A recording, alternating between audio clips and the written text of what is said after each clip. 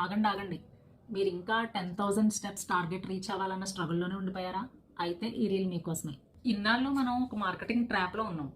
Actually 10,000 steps అనేది ఏమి science కాదు. అది 1965లో ఒక జాపనీస్ కంపెనీ వాళ్ళు వాళ్ళ పెడోమీటర్ని అమ్ముకోవడం కోసం పెట్టిన పేరు. మ్యాన్పో కే అంటే 10,000 స్టెప్స్ మీటర్ అని అర్థం. కానీ ఆగస్ట్ 2025లో వచ్చిన లేటెస్ట్ మెటా అనాలిసిస్ ప్రకారం మన బాడీకి కావాల్సిన మేజర్ హెల్త్ బెనిఫిట్స్ అన్నీ కూడా 7,000 స్టెప్స్లోనే వచ్చేస్తున్నాయి. దీన్నే ప్లాట్యూ ఎఫెక్ట్ అంటారు. అంటే 4,000 స్టెప్స్ నుండి 8,800 స్టెప్స్ మధ్యలో మనకు కావాల్సిన 90% హెల్త్ బెనిఫిట్స్ అన్నీ అక్కడే అందుతున్నాయి. కాబట్టి ఆ పైన ఎంత నడిచినా కూడా పెద్దగా రిజల్ట్ ఉండదు.